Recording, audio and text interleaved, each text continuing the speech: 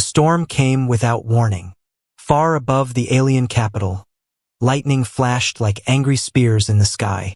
The palace of Lady Serenia stood tall on the highest cliff, its black walls shining like wet glass under the storm's fury. Inside its grand hall, treasures from across the galaxy glittered like stars fallen to the ground. Golden crowns from dying empires, swords humming with energy, jewels that carried the glow of suns trapped within them. But tonight, something was very wrong. All the guards were gone. The heavy doors were left open. And the treasures, they sat in the center of the hall, unprotected, as if calling out to any soul brave enough to take them. It was no accident. Lady Serenia had ordered it.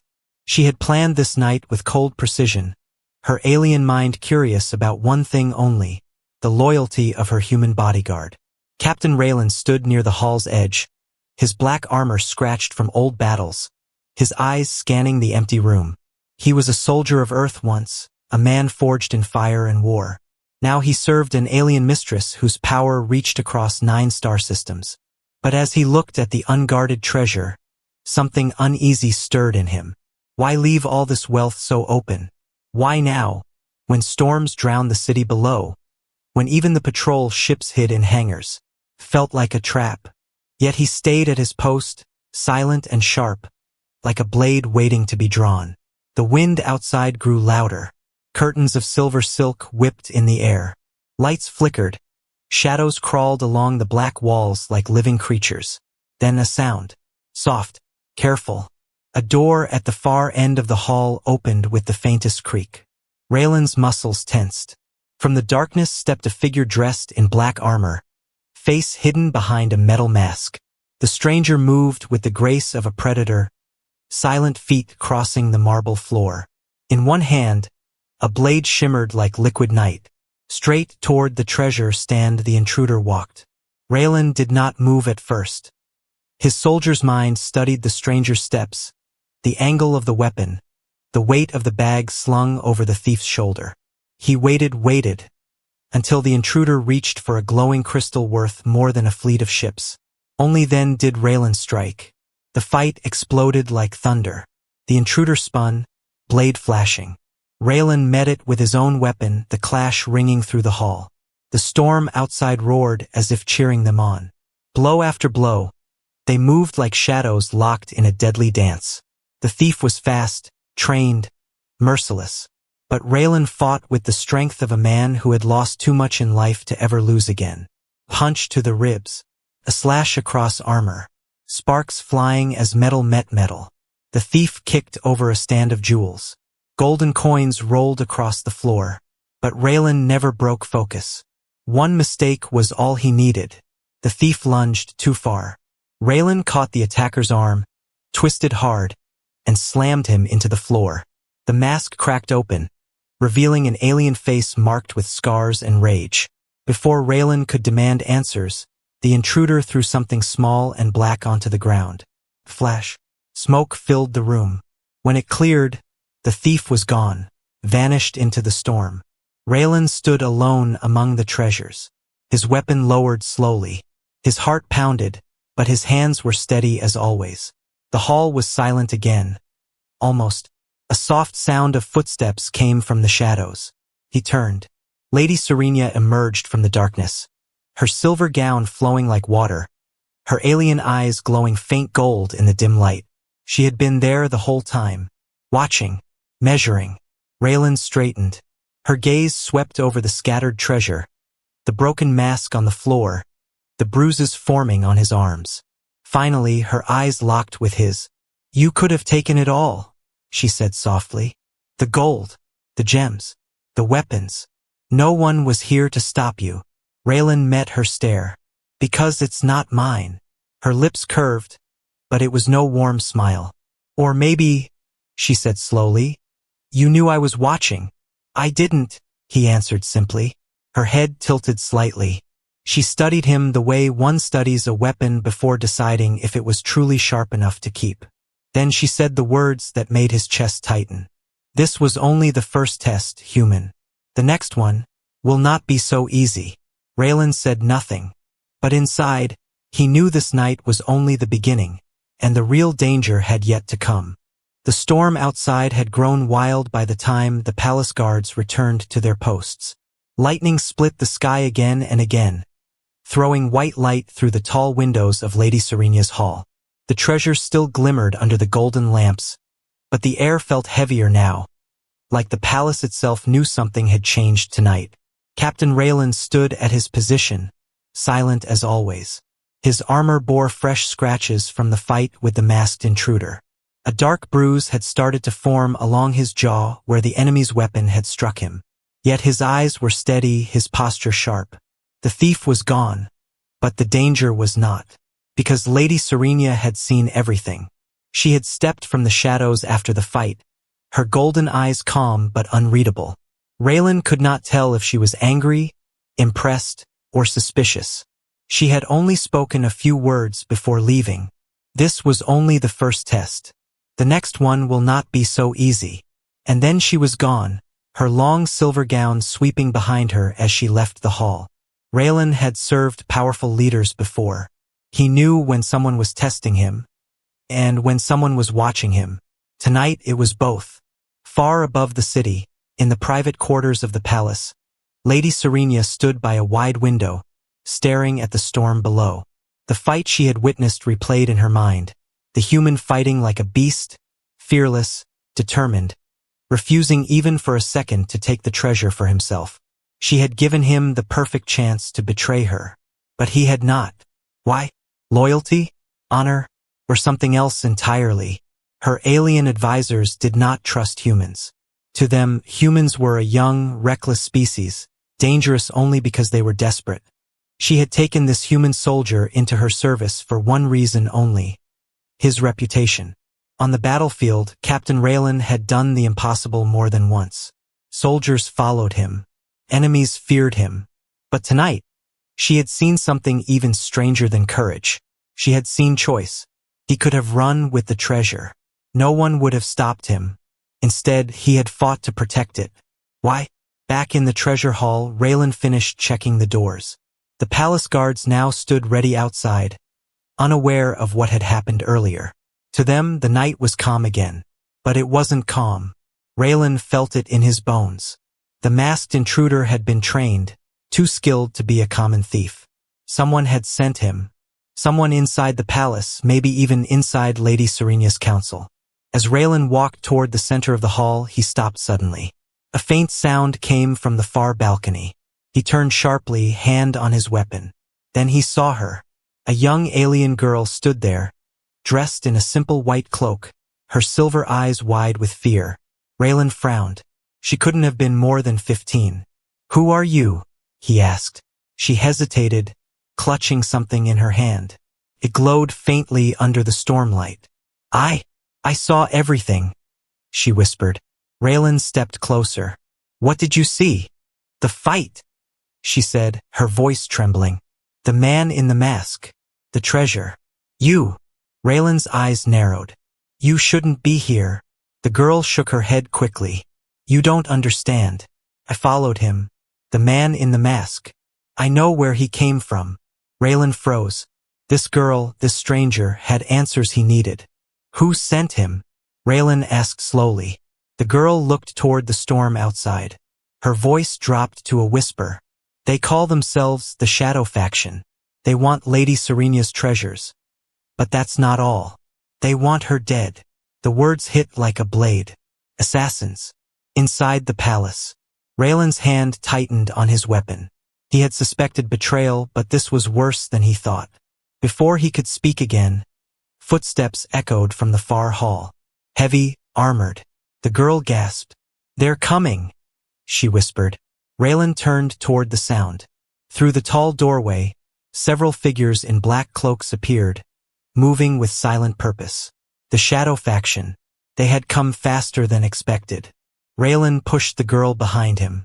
"Stay down," he ordered. The assassins fanned out, surrounding the treasure hall. Their weapons gleamed under the golden lights. "Human," one of them said, his voice like cold metal. "Leave now. This doesn't concern you." Raylan raised his blade. "It does now," he said. And then the storm outside roared as the fight began again. The storm outside screamed like a living thing. Lightning tore the sky apart, and thunder rolled across the alien capital as if the heavens themselves were at war.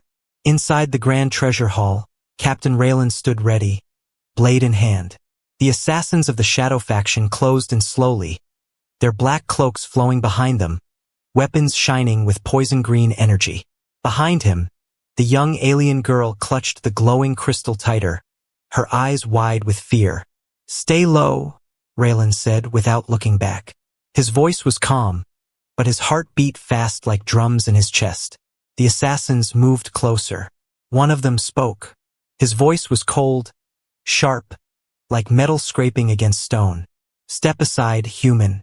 We want only the mistress. This is not your fight." Raylan's jaw tightened. "You came through me once already. You won't do it again." The assassin tilted his head. "Foolish. You should have taken the treasure and run while you had the chance." Raylan didn't answer, because the fight had already begun. They struck fast, the assassins moving like shadows. But Raylan moved faster. He blocked the first blade, spun to avoid the second, and slammed his elbow into the third attacker's ribs.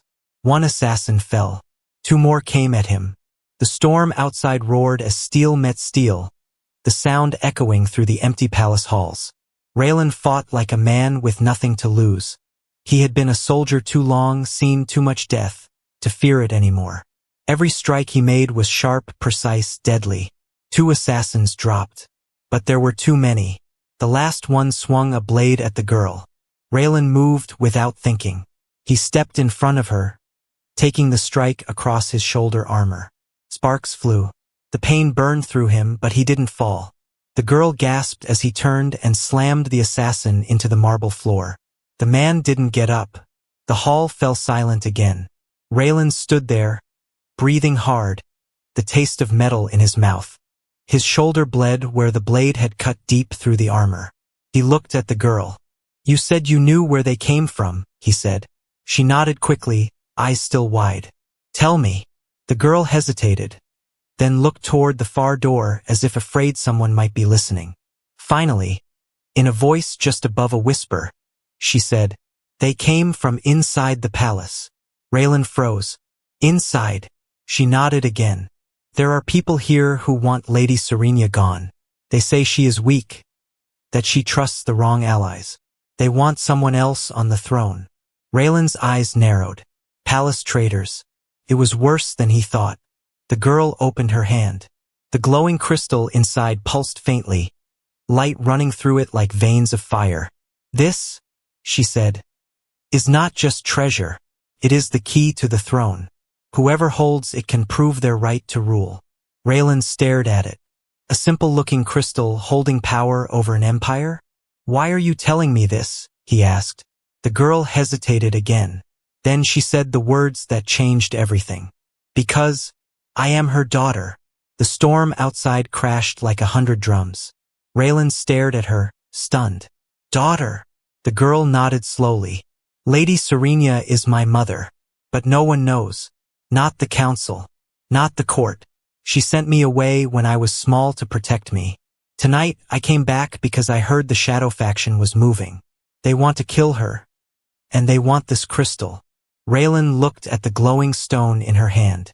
Suddenly the attacks, the betrayal, the assassins, it all made sense. It wasn't just about treasure. It was about power.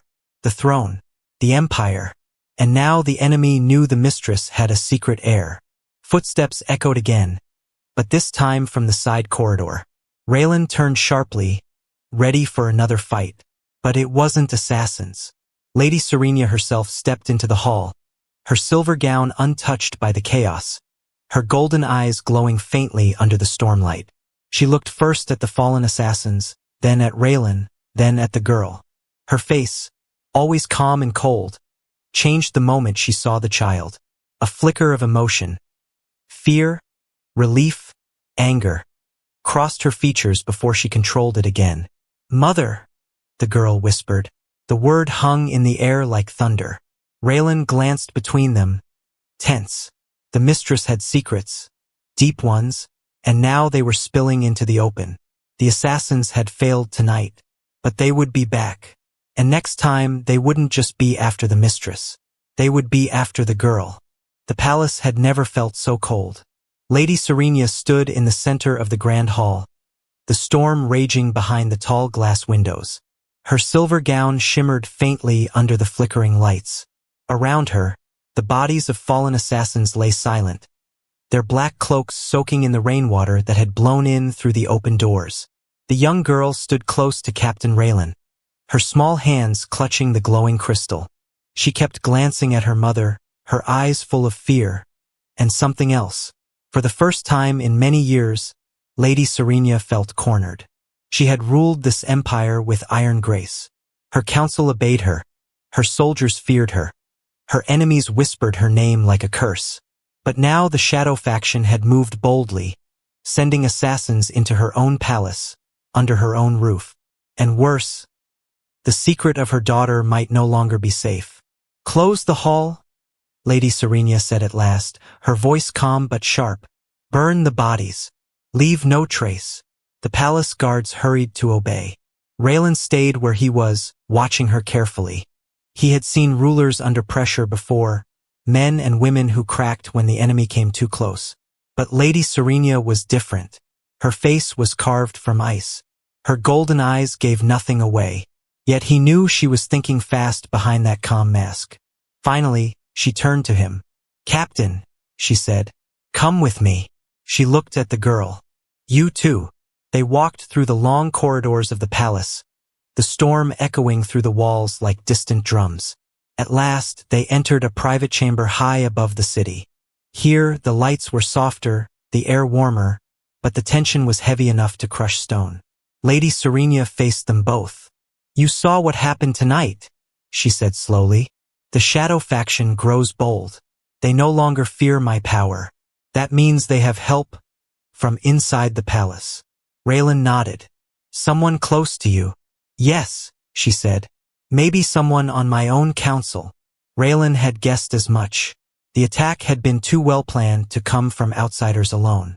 Lady Serenia's eyes moved to the girl, who was standing silently near the window, clutching the glowing crystal close to her chest. "Does anyone else know who you are?" the mistress asked. The girl shook her head. "No, I came in secret. I had to warn you, Mother." Raylan looked between them, his mind working fast. If the council learned about the girl, about her claim to the throne, they would see her as a threat. They would kill her before she even grew old enough to rule. The mistress seemed to think the same. For a long moment, Lady Serenia said nothing. Her eyes moved over the city below, where lightning lit up the streets like rivers of silver fire. Finally, she spoke, her voice lower now, more uncertain. "I wanted her hidden," she said softly. "All these years, it was the only way to keep her alive. But now," she looked back at Raylan, "now they will hunt her." Raylan met her gaze. "Then we protect her." The mistress studied him for a moment. "You speak as if it's simple." "It is," Raylan said. "Keep her close. Guard her day and night. Let no one know she exists until you are ready." The mistress turned back toward the window. She was silent again, thinking. Her empire was cracking beneath her feet. Rebels inside her council, assassins in her palace, and now a secret heir whose life would be worth less than dust if the wrong people learned the truth. But then she looked at Raylan again, and a thought came to her. This man, this human had fought like a storm tonight. He had faced death without hesitation. He had protected the girl without even knowing who she was. Perhaps he was the answer. Finally, Lady Serenia spoke. "Captain Raylan," she said, "from this night forward, you are not only my guard. You are hers as well." Raylan's eyes flicked toward the girl, then back to the mistress. "That puts a target on both of us." The mistress nodded slowly. "Yes, it does." She turned to the girl. "Give me the crystal." The girl hesitated, then placed the glowing stone into her mother's hands. Its light danced across Lady Serenia's sharp features as she studied it. "This," she said softly, "is more than a key. It is proof of bloodline, proof of power. Whoever holds it can challenge the throne. If the Shadow faction takes it, they will claim the Empire as theirs. Raylan frowned. Then hide it. She shook her head. Hiding won't be enough. They will come again. Stronger. Deadlier. Outside, thunder crashed again, shaking the windows. Inside, the mistress turned toward Raylan with eyes like burning gold. Tomorrow, she said, I will call the council. I will demand answers. And I will find the traitor among them. Raylan knew what she wasn't saying. If the traitor discovered the girl before then, before she was ready, the next attack would not stop at assassins. It would be war. The storm finally began to fade, leaving the city below the palace soaked in silver rain. But the silence that followed was not peace. It was the kind of quiet that comes before something terrible happens. Captain Raylan didn't like it. All night he had been waiting for the next move from the Shadow faction. Assassins didn't strike only once. If they failed, they came back harder, smarter, and deadlier. And now they had a new reason to kill. The secret of Lady Serena's daughter was out. Maybe not to the whole council yet, but someone knew. Someone inside the palace had whispered to the enemy. Raylan could feel it. That was why he never left the girl's side. She stayed in a small, guarded chamber near Lady Serena's private quarters. The palace guards stood outside the doors, but Raylan didn't trust them. He had seen too much betrayal to trust anyone but himself. Lady Serena was in the council chamber, demanding answers from her ministers. She wanted the traitor exposed before the Shadow faction could strike again. But she had made one mistake. She had left her daughter behind. It happened just before midnight. Raylan heard it first. A soft crack outside the chamber window. Too soft for a storm. Too sharp to be the wind. He looked at the girl. Stay here, he ordered. She nodded, eyes wide. Raylan moved to the window slowly, his hand on his weapon. The palace stood high above the city. No one should have been able to reach this floor without being seen. But someone had. The glass shattered. A black figure leapt through the window, landing silently on the floor. Raylan didn't hesitate. He swung his blade at the intruder, forcing him back before he could even stand. Two more assassins climbed through the window behind him. The Shadow faction had come. The fight was fast and brutal. Raylan blocked one strike, turned, slammed his elbow into another attacker's mask. The assassins moved like smoke, their blades flashing in the dim light. One of them slipped past him, heading for the girl. Raylan swore under his breath and cut him down before he could reach her. But then he saw it. Through the open window, a shadow moved on the balcony. Another assassin. He carried a crossbow aimed straight at the girl. Raylan's heart stopped. He was too far. The girl was frozen in place, eyes wide with fear. The assassin fired. Raylan didn't think. He threw himself between the girl and the arrow. The weapon struck his armor hard, slamming him back against the wall. Pain shot through his chest, but he stayed on his feet, teeth clenched, eyes burning with anger. The girl gasped. You're hurt. Stay down, he barked. The assassins moved in again, but now Raylan fought like a man possessed. Pain fueled him. He grabbed the first attacker by the throat, slammed him into the wall, turned, and cut the second one down before he could reload his weapon. The last assassin tried to flee through the window, but Raylan caught him by the cloak and threw him into the floor so hard the marble cracked beneath them. The hall went silent again. The girl was shaking, clutching the glowing crystal to her chest. Raylan pulled the arrow from his armor, blood dripping down his side. His face was pale, but his eyes were cold and steady. That was when Lady Serena arrived. She stepped into the room with two guards behind her, her golden eyes taking in the broken window, the dead assassins, the blood on Raylan's armor, and the trembling girl. What happened? She demanded. Raylan didn't answer at first. He was still breathing hard, his hand pressed against the wound in his side. They came for her, he said finally. His voice was calm, but there was fire beneath it. They knew exactly where she was. Lady Serena's eyes narrowed. The traitor. Raylan nodded once. Someone told them. The mistress crossed the room and knelt beside her daughter. The girl was crying silently now, shaking from shock. Lady Serenia held her close, her face unreadable. But Raylan could see the tension in her shoulders, the way her hands tightened around the child like she might break if she let go. He had seen leaders lose battles. He had seen them lose armies. But this was different. This was a mother almost losing her child.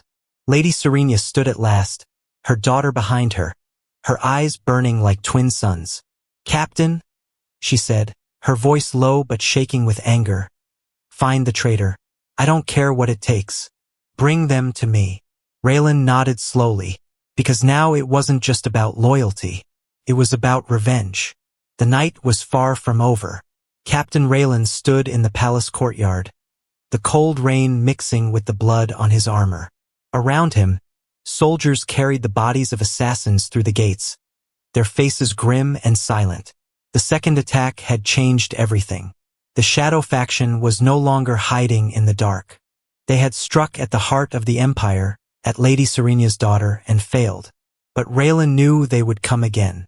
They would not stop until she was dead, and perhaps until the Empire itself burned. And now Lady Serenia wanted the traitor. Someone inside the palace had betrayed them. Someone close. The council meeting was called before dawn. Raylan stood at the back of the chamber, his arms crossed, his face like stone.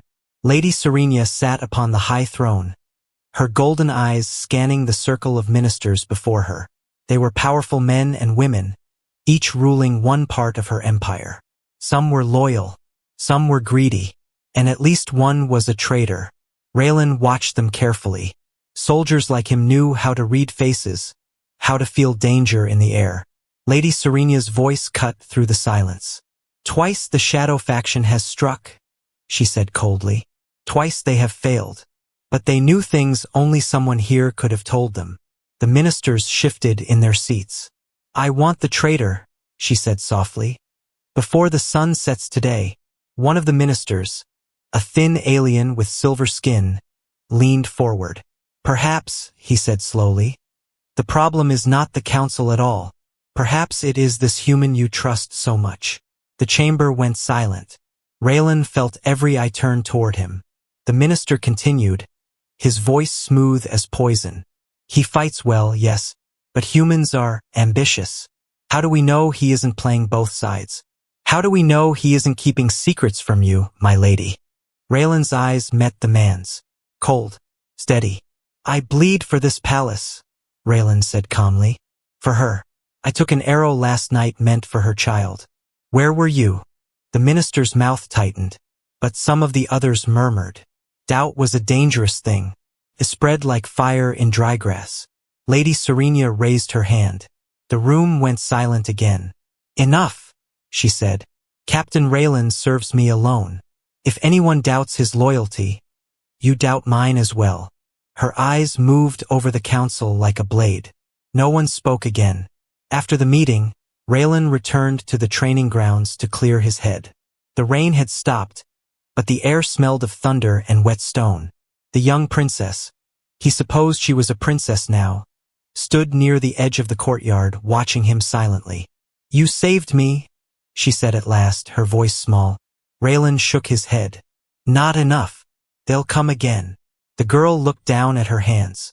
"Mother says you were a soldier before this, that you fought for your own people once." Raylan nodded slowly.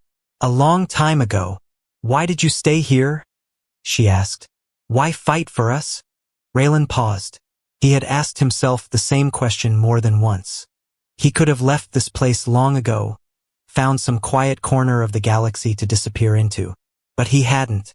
"Because," he said finally, "some things are worth fighting for." That night, the palace guards caught a man trying to slip through the gates. Raylan was there when they dragged him inside. He was one of the council's aides, a low-ranking official. Under questioning, the man confessed everything. The Shadow faction had promised him wealth and power if he passed them information. Guard schedules, secret meetings, the location of the girl. He had told them everything for a handful of gold. Lady Serenia ordered him executed before midnight. But the damage was done. The Shadow faction now knew about the princess, about the crystal, about everything. Raylan stood on the palace walls as the sun began to rise. The city below was quiet for now, but he could feel the storm coming again. Lady Serenia joined him. "They will come back," Raylan said. She nodded. "Yes, stronger. Perhaps with an army next time." Raylan looked at her. "Then we take the fight to them first." Her golden eyes met his. "You speak like a soldier." "I am one," he said simply. But even as he spoke, he knew the cost would be high. The Shadow faction wanted the throne. They wanted the crystal. And they would kill anyone in their way. The price of loyalty, Raylan thought, was always paid in blood. The sun rose slowly over the alien capital, turning the palace walls gold in the morning light. But the warmth of the day did nothing to calm the storm brewing inside Lady Serenia's empire. Captain Raylan stood on the palace balcony, his eyes scanning the distant mountains. Somewhere beyond them, the Shadow faction was gathering again. He could feel it like a hunter senses danger before the trap is sprung. The traitor inside the palace had been executed. But it wasn't enough. The enemy knew about the crystal. They knew about the princess. They would not stop until everything burned. And Raylan knew the next attack would not be assassins in the dark. It would be war. Lady Serenia called him to her private chamber just after sunrise. She was already dressed in her battle regalia, a black and silver armor that glowed faintly at the edges, a crown of sharp metal resting on her head. The princess stood near her, clutching the crystal close to her chest. Raylan entered silently, his armor scarred from the fights of the past nights. He bowed his head slightly. "You sent for me," he said. Lady Serenia's golden eyes studied him for a moment. Then she spoke the words he had been expecting. "They are coming," she said simply. Raylan nodded. "Then we fight." But the mistress shook her head. "Not here. If they reach the palace, the council will see it as weakness. The empire will break apart before the enemy even takes the throne." Raylan frowned. "Then where?" She looked toward the mountains. "Their stronghold lies in the caves beyond the city. That is where we strike. Before nightfall." Raylan's jaw tightened. A direct attack. Dangerous. Risky. But it was the only way to end this before the Shadow faction grew too powerful. He looked at the princess. She was silent, her silver eyes watching him carefully. "Take her somewhere safe," he said. "If we fail, she cannot be here when they come." But Lady Serenia shook her head again. "She stays," she said. "This is her empire too. If I fall, she must be ready." By mid-morning, the soldiers were ready. A small force only, 50 of Lady Serenia's best guards, armed with weapons that burned with blue light. Raylan led them through the narrow mountain paths toward the caves. The air smelled of smoke even before they reached the enemy's stronghold. The Shadow faction was waiting. Black banners hung from the cliffs, fluttering in the wind like the wings of carrion birds. Armored fighters lined the ridges above the caves, their weapons aimed at the approaching soldiers. And in the center, a tall figure in crimson armor stepped forward. His helmet was carved like the face of a demon. Raylan recognized him at once. The leader, the one behind the attacks. The two forces clashed before noon. The mountains echoed with the sound of war. Blades striking, energy weapons roaring, soldiers shouting as they fought across the rocky ground. Raylan moved through the chaos like a storm given human shape. Every swing of his blade cut down another enemy. Every step brought him closer to the crimson-armored leader. But the Shadow faction was ready for him. 5 assassins moved in at once, surrounding him. Their weapons flashed in the sun as they struck together. Raylan fought like a man who had nothing left to lose. He blocked, turned, struck, his blade cutting through black armor again and again. 2 assassins fell. Then 3. Then the last one went down with a cry, his weapon clattering against the rocks. But Raylan's own armor was cracked, his arms bleeding, his breath coming hard and fast. And the leader was still waiting. The crimson-armored man stepped forward at last. His weapon glowed red as he raised it. "You should have stayed out of this, human," he said coldly. "This empire was never yours to defend." Raylan met his eyes through the visor. "I don't fight for empires," he said. "I fight for her." And then the two clashed. The ground shook with the force of their blows. Sparks lit the air like falling stars. Around them, soldiers stopped fighting for a moment, watching the duel that would decide everything. Raylan moved with fury, each strike stronger than the last, until finally, with a roar, he drove his blade through the enemy's armor, cutting the leader down in a single, final blow. The crimson-armored man fell without a word. The Shadow faction broke. Their soldiers fled into the mountains as Lady Serena's forces pressed forward, burning the black banners, destroying the last of the enemy stronghold. By evening, it was over. Raylan stood among the ruins, his armor broken, his body aching, but his eyes still sharp. Lady Serena approached with the princess beside her. She looked at the fallen enemy leader, then at Raylan. "You saved us," she said softly. Raylan shook his head. "Not me. Your people. Your daughter. This empire lives because of them." But the princess stepped forward, her silver eyes meeting his. "No," she said, "because of you." As the sun set behind the mountains, Lady Serena held the crystal high for all to see. The council would hear of this victory. The empire would survive. And the human who had once been only a bodyguard had become something more. A protector, a warrior, and a legend whispered across the stars.